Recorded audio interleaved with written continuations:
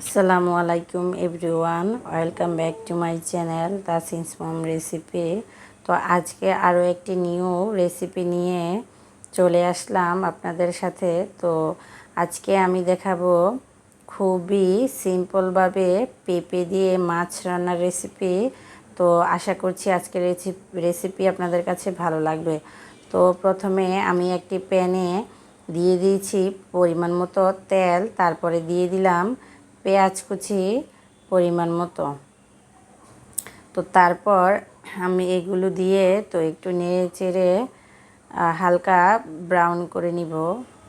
তো আমি যেভাবে রান্না করছি সেভাবে আপনারাও বাসায় রান্না করলে পরিবারের সবাই অনেক পছন্দ করে খেয়ে নিবে।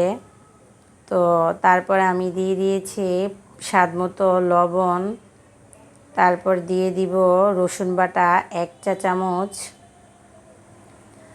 তো তারপর আমি এগুলো আবারও একটু মিশিয়ে নিব।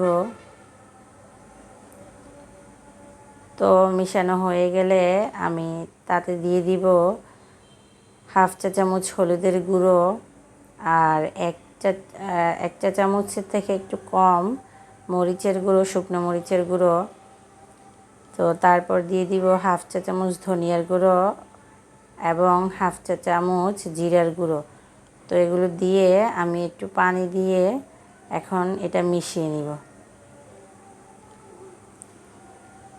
তো তারপর মিশানো হয়ে গেলে আগে থেকে কেটে রাখা পেঁপেগুলো দিয়ে দিব। তো আমি একটা পেঁপের হাফ পরিমাণ পেঁপে নিয়েছি। তো আমি অর্ধেকটা পরিমাণ পেঁপে কেটে নিয়েছি। এরকম করে আপনারা আপনাদের পছন্দ অনুযায়ী কাটতে পারেন। তো মিশানো হয়ে গেলে আমি একটু পানি দিয়ে দিব আবারও দিয়ে। তো আমি এটা ঢাকনা দিয়ে কষিয়ে নিব। যেহেতু এটা পেঁপে, তো এটা ভালো করে কষাতে হবে যাতে এটা সিদ্ধ হয়ে আসে কষানোর মাধ্যমেই। তো আমি ভালো করে কষিয়ে নিয়েছি। তো মাঝখানে 2-1 বার আরও নেড়ে চেড়ে দিয়েছিলাম। তো এখন আমি এটাতে মাছগুলো আর কাঁচামরিচ ফালি করে রেখেছিলাম সেগুলো দিয়ে দিচ্ছি। তো আমি এখানে কার্প মাছ দিয়েছি। তো এখন পরিমাণ মতো পানি দিয়ে দিচ্ছি। তো তারপর একটু নেড়ে আমি ঢাকনা দিয়ে এটা ঢেকে দিব পুরোপুরি রান্না হওয়া পর্যন্ত। তো ফিরে আসছি কিছুক্ষণ পর। তারপর ঢাকনা খুলে কিছুক্ষণ পর আবার ফিরে আসলাম। তো এই তো আমি চেক করে নিচ্ছি পেঁপেটা সিদ্ধ হয়েছে কি না। তো পেঁপেটা পুরোপুরি সিদ্ধ হয়ে গেছে, একটু একটু ঝোল আছে। তো এখনই আমি এটা নামিয়ে নিব। আর ধনিয়া পাতা কুচি ছিল না, তো আপনারা ধনিয়া পাতা কুচি থাকলে দিয়ে দিবেন। তো এটা এখন নামিয়ে ফেলবো। এটা ঝোলটা গাঢ় হয়ে যাবে উঠিয়ে ফেললে। তো মাশাআল্লাহ এটা দেখুন কত সুন্দর হয়েছে। তো এখন আমি একটু পরিবেশন করে নিচ্ছি। তো এই তো এখন পরিবেশন করে নিচ্ছি। আর রেসিপি কেমন লেগেছে কমেন্ট করে জানাতে ভুলবেন না।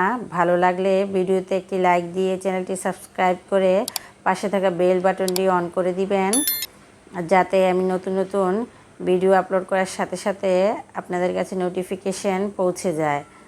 আর যারা এই কাজটি করে রেখেছেন আপনাদেরকে অসংখ্য ধন্যবাদ। এইরকম আরও নতুন নতুন ভিডিও পেতে চ্যানেলটির পাশেই থাকুন। তো আজকের মতো এই পর্যন্তই। চলে আসব নতুন কোনো রেসিপি নিয়ে ইনশাল্লাহ। সে পর্যন্ত আল্লাহ আপনাদেরকে ভালো রাখুক, সুস্থ রাখুক, এই প্রত্যাশায় শেষ করছি আজকের ভিডিওটি। আল্লাহ হাফেজ, আসসালামু আলাইকুম।